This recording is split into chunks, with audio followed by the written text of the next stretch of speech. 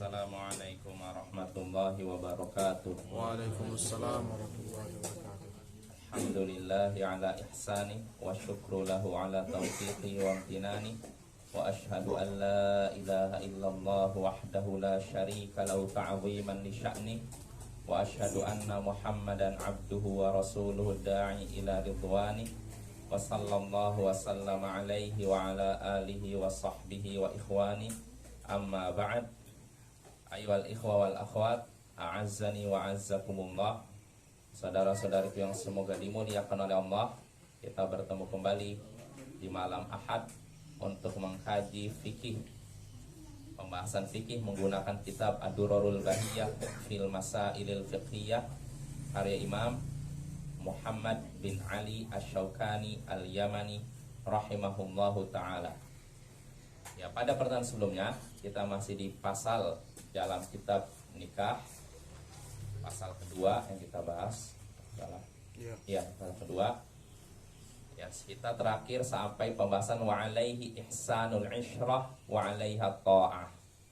Oh ya, jadi ini pembahasan ini sekali lagi menyinggung tentang kewajiban suami terhadap istri dan kewajiban istri terhadap suami, atau bisa dibilang mungkin hak suami terhadap istri dan hak istri terhadap suami. Ya, kita udah membahas masalah mahar, terus masalah ini juga hak untuk mendapatkan mahar, terus dianjurkan mendahulukan pembayaran mahar sebelum dukhul. Nah, sekarang terakhir kita sampai pembahasan wa alaihi ihsanul isyrah wa alaiha ta'ah.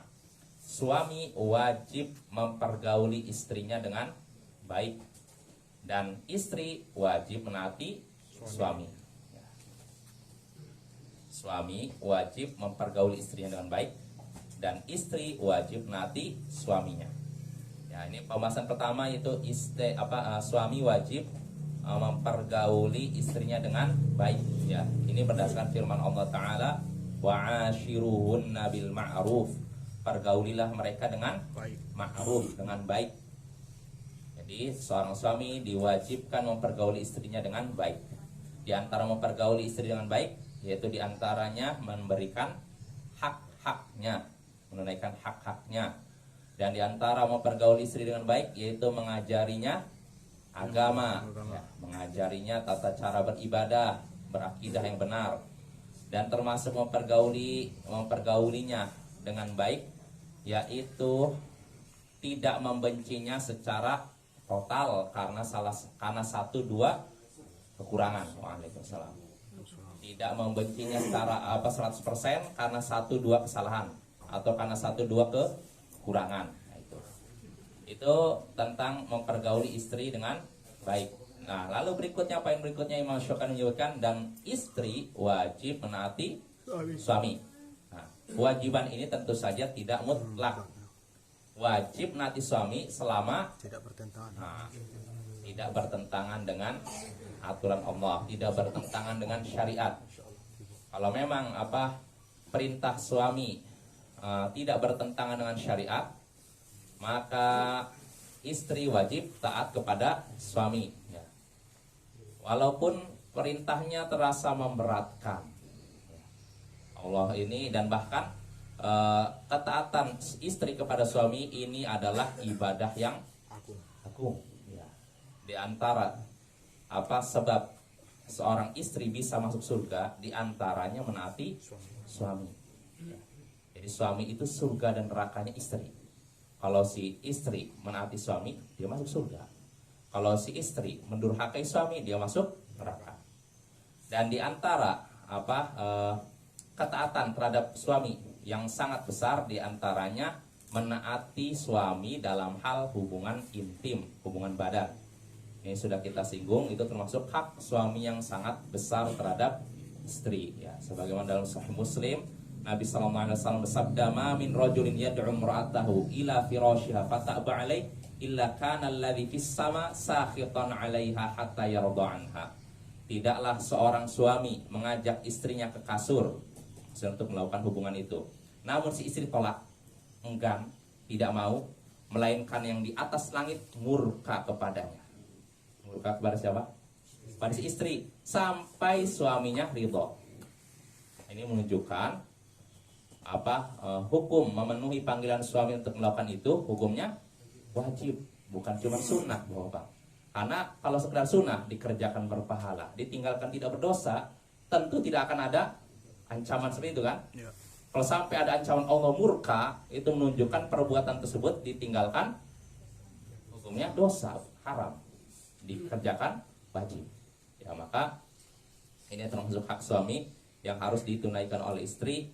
Bahkan Nabi menyebutkan dalam riwayat Tirmidzi, sebutkan wa in kanat 'ala tanur, walaupun istri sedang di depan tungku. Idza rajulu da'a zaujatahu li hajati fal ta'ti wa in kanat 'ala tanur.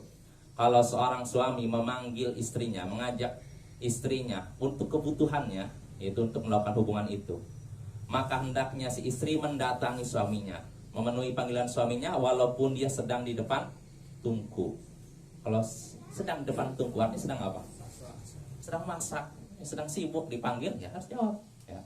Kecuali kalau istri punya udur, punya udur tuh ya punya alasan yang dibenarkan dalam syariat untuk menolak, seperti sakit atau mungkin lagi datang bulan dan semacamnya.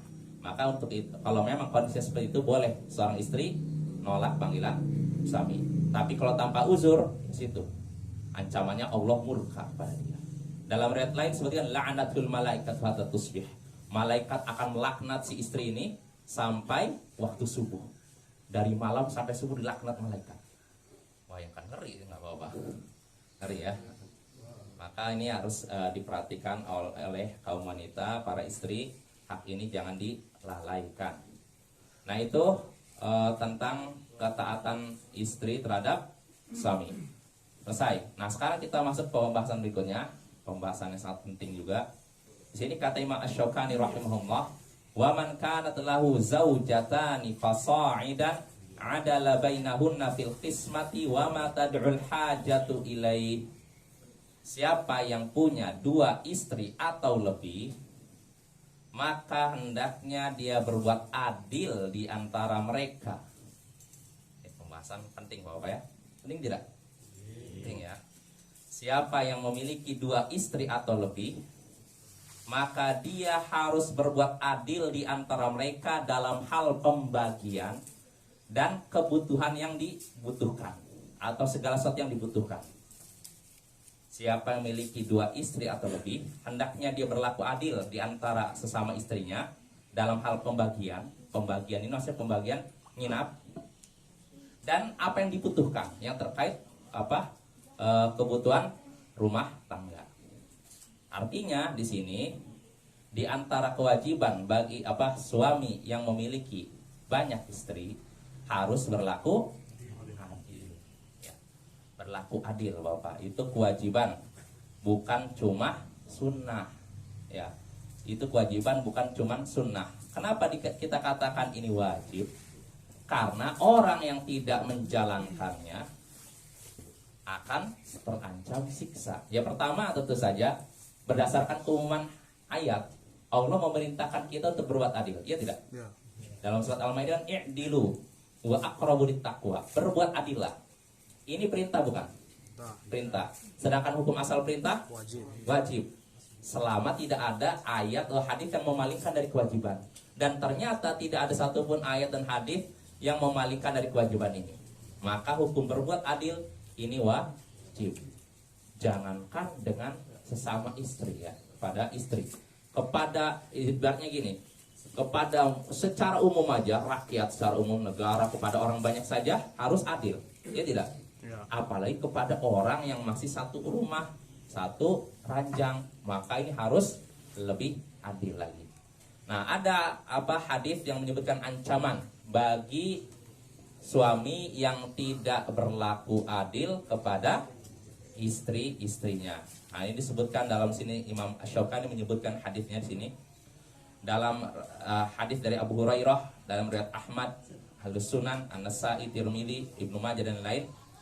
Di situ disebutkan Nabi sallallahu alaihi wasallam sabda, "Man kanat lahum ra'atan yamilul ihdahuma 'anil ukhra jaa yaumal qiyamati yajurru ahada syiqqai saqitan aw ma'ilan." Ya. siapa yang memiliki 2 istri, namun dia lebih condong kepada salah satunya daripada yang lainnya. Siapa yang memiliki 2 istri, namun dia lebih condong kepada salah satunya, sehingga melalaikan yang lainnya lagi, maka dia akan datang di hari kiamat dalam keadaan pundaknya jatuh atau miring. Dia berjalan dalam keadaan pundaknya itu miring. Begini, Bapak. Ini sebelah ya. Nah, itu berat sebelah begini. Nah, ini kalau yang punya istri lalu lebih condong kepada salah satunya dibandingkan yang lainnya. Maksud kecondongan di sini Bapak-bapak bukan kecondongan hati, tapi kecondongan apa? Kecondongan dalam masalah apa? Dalam masalah pembagian, dalam masalah hak dan kewajiban. Ya, misalkan nafkah. Yang ini nafkahnya diperbesar, yang ini tidak diperbesar. Seperti ini nggak boleh. Jadi harus adil. Sesama istri pertama misalkan anaknya 1, istri kedua anak yang 1. Istri pertama misalnya dikasih sebulannya 5 juta, maka istri kedua pun 5 juta. Nggak boleh yang 1 5 juta, 1 3 juta. Ini nggak adil. Kecuali kalau salah satunya anaknya 3, yang 1 cuma 1. Tentu saja nggak mungkin disamakan kan? Ya tidak. Nah, itu dalam masalah nafkah. Artinya keadilan di sini dalam masalah nafkah lahir maupun batin. Nafkah lahir artinya makanan, pakaian, tempat tinggal. Itu. Nah, adapun nafkah batin atau mungkin yang disebut seperti melakukan hubungan itu intim, maka tidak disyaratkan adil. Begitu juga masalah cinta. Ya nggak mungkin suatu yang tidak nggak mungkin kita bisa menyamakan cintanya kepada semua istri yang sama. Iya. Mungkin pasti ada kecondongan istri ini lebih dicintai. Ya tidak Bapak? Iya. Itu kenyataannya. Betul ya, nggak mungkin ya. Kecintaan itu satu yang udah fitrah manusia nggak bisa dibagi istilahnya. Iya, ya kan? Pasti condong pada salah satu keduanya. Salah satunya, misalkan ada istrinya ada 2, pasti lebih condong pada salah satunya. Istrinya 4, begitu juga. Misalkan lebih condong pada istri kedua atau ketiga, nggak bisa disamakan gitu. Nah begitu juga dalam masalah hubungan intim. Ya kata para ulama nggak bisa juga. Jadi jangan sampai diharuskan di istri pertama lagi berkunjung harus gitu, istri kedua harus itu, istri ketiga harus gitu, melakukan hubungan itu enggak. Yang penting jatah nginapnya sama. Di istri pertama 2 hari, nanti di istri kedua 2 hari, istri ketiga 2 hari, di istri keempat 2 hari gitu. Jadi nggak mesti hubungan intim. Bisa jadi di istri pertama dia cuma nginap tapi nggak melakukan hubungan intim. Di istri kedua dia menginap lalu melakukan hubungan intim. Ya karena apa? Untuk melakukan hubungan itu juga kan harus ada rasa kecondongan gitu kan, dan itu nggak bisa disamaratakan Bapak. Betul tidak? Dan praktekkan punya berasulah.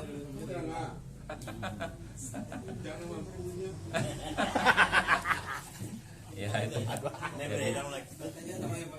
Dan pengalaman. Ya kurang lebih begitu ya.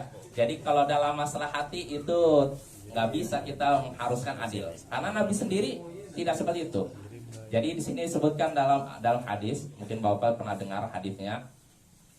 Hadis dalam riwayat Tirmidzi, dalam sunannya Ibnu Majah, Ibnu Hibban dan lain-lain dari Aisyah, Rasulullah SAW yaksimu fayadil, kata Aisyah. Rasulullah membagi-bagi antara istrinya dalam masalah jatah menginap dan semacamnya, dan beliau berlaku adil.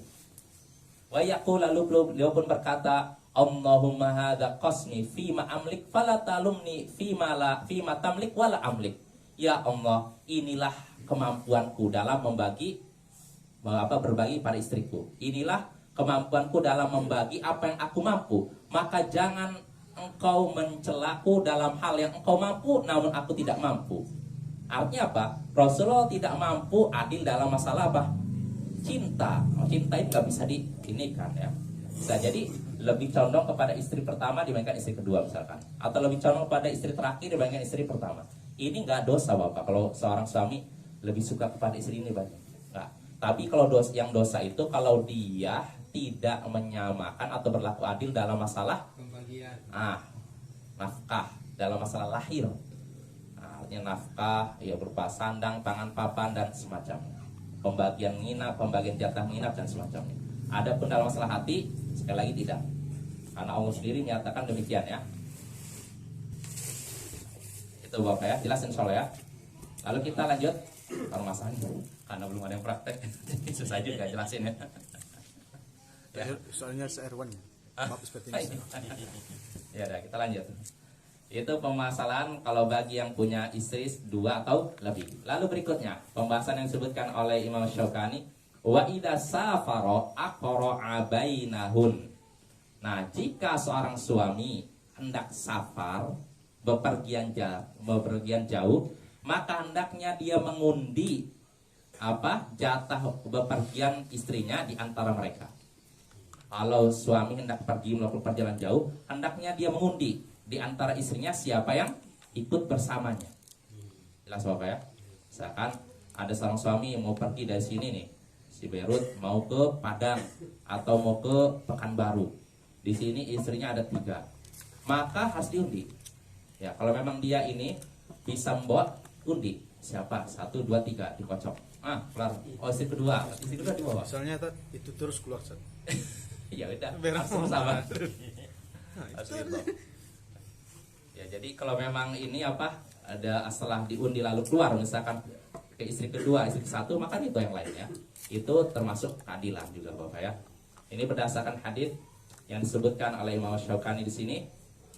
Berdasarkan hadis dari Aisyah, di sini disebutkan anna Nabiya sallallahu alaihi wasallam dalam Sahih Bukhari Muslim, anna Nabiya sallallahu alaihi wasallam kana idza arada an yakhruja safaran aqra'a baina azwajihi fa ayyatuhunna kharaja sahmuha kharaja biha. Nabi sallallahu alaihi wasallam, kata Aisyah, jika hendak keluar safar pergian jauh, beliau mengundi di antara istri-istrinya. Maka siapa yang undiannya muncul, maka dialah yang keluar bersama Rasulullah SAW. Ya, jelas Bapak ya. Itu solusinya supaya adil. Ya. Kalau dibawa semuanya gimana? Ya boleh juga kalau mampu. Kalau mampu nggak masalah. Ya, dibawa semuanya itu bagus. Apalagi kalau safarnya itu mau menghabiskan waktu yang lama. Maka kalau memang seorang suami bisa membawa semuanya, lebih bagus. Ya. Tapi tentu saja tinggalnya tidak umroh ya. Ya, tapi tentu saja tinggalnya tidak satu atap Bapak ya. Oh ya, masalah ya. Sebagaimana dalam tidak safar, tidak satu atap, tidak satu rumah, maka begitu pula ketika safar. Jadi nggak boleh satu rumah satu kamar bahkan. Karena pernah ada saya lihat di TV itu orang Indonesia, dia punya istri 4, semuanya satu kamar. Nauzubillah min dzalik, ini nggak ngerti hukum namanya. Nggak boleh seperti itu, harus dipisahkan ya. Harus dipisahkan. Ada Bapak, ada yang mungkin sempat masuk TV kan? Apa? Satu rumah beda kamar. Jangan. Harus ini. Karena otomatis nanti kan apa yang terjadi di kamar sebelah terdengar sama. Nah itu. Jadi harus sejauh mungkin. Sebagaimana Rasulullah, istri pertama di sini, lalu berikut istri terus keliling beliau. Nanti ribut. Iya, diantaranya itu, diantara hikmahnya. Kalau satu rumah pasti ribut, ya. Ribut itu hikmahnya. Iya. Makanya itu bukan satu rumah ya, yang satu rumah.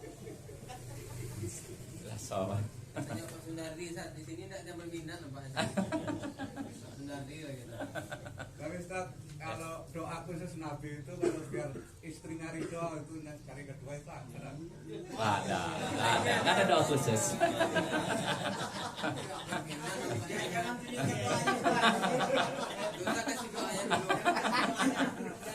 Nggak ada doa khusus Mas. Yang jelas wanitanya rela sama Rasulullah. Jadi Rasulullah nggak perlu berdoa karena mereka sendiri membutuhkan Rasulullah. Jadi kalau dinikahi Rasulullah senang sekali. Jadi bangga. Begitu juga mertua istilahnya mertuanya Rasulullah ya, bapaknya mereka, bapaknya istrinya Rasulullah, keluarganya. Kalau dinikahi Rasulullah mereka senang. Makanya pernah kejadian Bapak lucu juga nih. Kisah Julaibib. Pernah dengar Bapak Julaibib? Jadi Julaibib ini seorang bisa dibilang tidak bernasab. Pertama fisiknya bisa dibilang orang fisiknya kurang. Bisa dibilang kalau bahasa ini jelek lah istilah itu. Plus dia tidak bernasab. Kalau bagi orang Arab tidak punya nasab tuh aib sekali. Julaibib ini sosok seperti itu. Jadi dia udah fisiknya nggak bagus menurut orang-orang, plus dia juga tidak bernasab, maka dia dianggap rendah. Nah setelah masuk Islam dianggap rendah pula. Jelas Bapak ya. Sampai akhirnya suatu hari Rasulullah manggil Julaibib, Julaibib sini Julaibib. Rasulullah tetap ini beliau seorang pemimpin. Ketika menyaksikan anak buahnya, umatnya seperti itu, beliau tidak membiarkan dia kesedihan, dihibur. Karena sebagian orang masih nganggap nggak berasa, dipandang remeh gitu. Akhirnya Rasulullah menghibur dia, Julaibib sini Julaibib, mau nikah nggak? Kaget tuh Julaibib, nikah? Siapa yang mau nikah sama saya? Kaget dia, kok masa ada orang mau nikah sama saya? Udah kamu nikah mau nggak? Akhirnya diajak nikah dia. Datangilah seorang. Sebelumnya Rasulullah datang kepada seorang sebuah keluarga. Di situ ada wanita yang masih perawan. Rasulullah langsung datang, bertamu dulu ke rumahnya. Nah, tuan rumahnya senang. Oh, datang Rasulullah. Gimana, ada apa ya Rasulullah? Oh, saya hendak melamar. Wah, senang sekali. Wah, Rasulullah, silakan Rasulullah. Dikiranya Rasulullah yang melamar. Setelah itu, saya melamar bukan untuk diri saya. Untuk siapa ya Rasulullah? Untuk Julaibib. Tiba-tiba suka dengar suara teriakan, tidak, di balik hijab. Ya. Wah, jangan sampai masa Julaibib. Oh, bingung situ. Akhirnya si bapak ini langsung ngomong pada istri, gimana? Maka kata istrinya, jangan. Bagaimana bisa putri kita dinikahkan sama Julaibib ini? Nah, namun siapa sangka ternyata si wanita menyatakan saya ridho dengan pilihan Rasulullah. Dia rela dengan nikah dengan Julaibib yang tidak punya fisik yang bagus dan juga nasab. Ya itu di antaranya. Ya artinya kembali pada masalah tadi Bapak. Jadi Rasulullah kalau melamar bakal diterima. Nggak ada dalam sirah beliau melamar lalu tolak. Semuanya berebut ingin supaya Rasulullah menikahi ini putri-putri mereka. Maka nggak perlu doa, Mas. Nggak perlu doa. Kalau kita butuh doa mungkin. Kita yang datang menawarkan diri ya. Kenapa? Apa namanya yang kita yang datang menawarkan diri? Nggak, saya nggak tahu namanya, nggak disebutkan namanya. Cuman yang jelas ada wanita itu. Ya bahkan sampai itu, Mas, sampai menawarkan diri ada Rasulullah. Bayangkan. Kalau zaman sekarang ada nggak? Tidak. Ya itu ya. Jadi nggak perlu, kalau Rasulullah nggak perlu doa, ya Allah jadikanlah istri-istriku ridho, nggak perlu ya. Tapi kalau kita mungkin perlu. Ya kita lanjut. Jadi mustajab Mas. Ya kita lanjut. Jadi itu jika seorang suami hendak safar, maka hendaknya dia mengundi di antara istri-istrinya. Lalu berikutnya kata Imam Asy-Syaukani sini, walil mar'ati antahaba naubataha au tusalihha zauja ala isqatiha. Nah, ini. Seorang wanita atau seorang istri boleh menghadiahkan jatah nginap suaminya kepada yang lain, kepada istri yang lain. Jadi seorang istri boleh menghadiahkan jatah menginap suaminya kepada yang lain, atau tusalihha zauja ala isqatiha, atau dia berdamai dengan suaminya untuk menggugurkan hak dirinya. Jadi ada dua poin ya Bapak. Seorang istri boleh memberikan jatah nginap suaminya di rumah tempatnya ini kepada istri yang lain.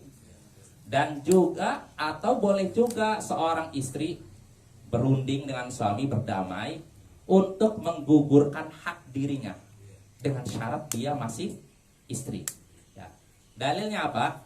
Kisah Saudah, ya Bapak ya. Kisah Saudah. Saudah ini istri Nabi Sallallahu Alaihi Wasallam. Nah, ketika itu dia usianya sudah menua. Jadi Saudah ini termasuk istri Nabi yang dinikahi sebelum hijrah, ya kan, bersama dengan Aisyah. Kalau Saudah udah agak tua, Aisyah sangat muda. Nah, suatu hari Saudah ini disebutkan oleh hadis Sahih Bukhari Muslim. Ini juga sebab turunnya ayat dalam surat An-Nisa. Ya. Jadi suatu hari Saudah ini merasa Rasulullah, dia kan udah menua nih, udah tua. Dia merasa Rasulullah sepertinya ada isyarat akan menceraikannya. Rasulullah ada gelagat akan menceraikannya. Maka Saudah pun langsung berkata kepada Rasulullah, udah jatahku untuk Aisyah saja ya Rasulullah, dengan syarat aku tetap istrimu. Nah, ini Bapak ya. Sini ada disebutkan hadisnya dari Aisyah, anna Saudah bint Zam'ah wahabat yaumah li Aisyah. Saudah bint Zam'ah, istri Nabi itu, memberikan jatah menginapnya kepada siapa? Aisyah. Nah, itu seperti itu boleh. Itu namanya as-sulh, berdamai. Jelas Bapak, berdamai. Itu kan berdasarkan surat An-Nisa, wa ini imra'atun khafat min ba'liha nusyuzan aw i'radan fala junaha 'alaihima ayyusliha bainahuma sulha. Jika seorang wanita khawatir, merasa khawatir suaminya akan nusyuz. Nusyuz itu kan kita sudah bahas istri kan. Nusyuznya istri artinya tidak menaikkan hak suami. Dia diajak ke ini, maaf, untuk melakukan berhubungan intim, gak mau. Dia disuruh begini, gak mau. Padahal apa yang kita suruh tidak bertentangan aturan syariat. Ini namanya nusyuz. Jelas Bapak ya? Nah, apa solusinya kalau istri nusyuz? Maka Allah sebutkan dalam apa? Al-Quran, fa'iruhun. Nasihati mereka. Kalau dari nasihati nggak juga sadar, wahjuruhun. Tinggal mereka fil madaji', di kasur-kasur mereka. Artinya pisah ranjang. Diboikot, dihajar, istilahnya boikot. Nah, kalau tidak juga sadar, wadribuhun. Pukul. Maka pukul. Pukul ini dalam hadis sebutkan wadribuhun darban ghairu mubarrih. Pukulan mereka dengan pukulan yang tidak membekas. Tidak membekas artinya enggak sampai ngecap merah gini. Wah, kan ada yang orang mau nampar sampai ngecap ini di sini. Bukan sayang. Iya, pukulan sayang istilahnya. Ayo kamu cepet gitu sholat tuh. Cepet ini ya gitu. Ya, artinya enggak menyakiti, enggak melukai Bapak. Ini kalau nusyuznya dari pihak apa? Istri. Nah, kalau suami kayak gitu juga. Kalau suami enggak ini apa misalkan enggak ngasih nafkah, dinasihati. Kalau tidak juga pisah ranjang itu. Kalau enggak juga pukul suami gitu. Nah, kalau suami enggak seperti itu.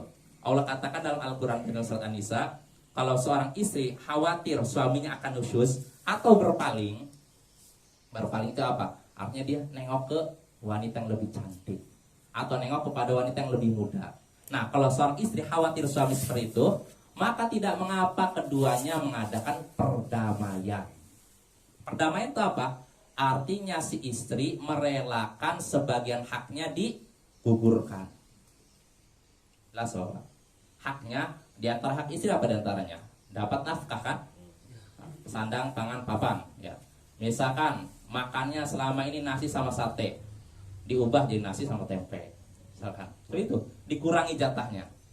Nah, seperti ini boleh, ya. Atau mungkin pakaiannya, mungkin selama ini istri pakai pakaian yang harganya mungkin selama ini satu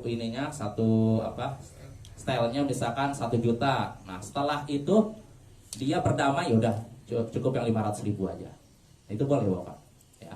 Jadi boleh seorang istri menggugurkan sebagian haknya dalam rangka apa? Supaya suami tetap tidak menceraikannya. Jelas Bapak ya? Nah, itu seperti itu. Jadi kalau seorang istri khawatir suaminya berbuat nusyuz artinya tidak menaikkan hak istri, tidak memberikan nafkah lahir atau batin, tidak mau menggaulinya misalkan, maka nggak apa-apa berdamai, sebagian haknya digugurkan. Nah, itu. Tapi istri sekarang Ustaz kalau suaminya mau nikah lagi dia minta cerai. Silakan saya dulu. Tidak ada keterangan itu. Ya, ya, akan baik-baik. Ya udah. Jadi itu Bapak ya. Jadi itu terkait nusyuz dari pihak suami. Kalau suami bersikap nusyuz tidak menunaikan hak istri, maka sikap istri hendaknya dia berdamai, gugurkan sebagian haknya, ya. Dengan digugurkan sebagian haknya, suami jadi akan kembali lagi. Yang tadinya kasar artinya bisa lembut. Tapi kalau memang udah gitu juga, udah berusaha gitu, suami tetap kasar, tetap tidak mau menyentuh istrinya, maka bagaimana selanjutnya?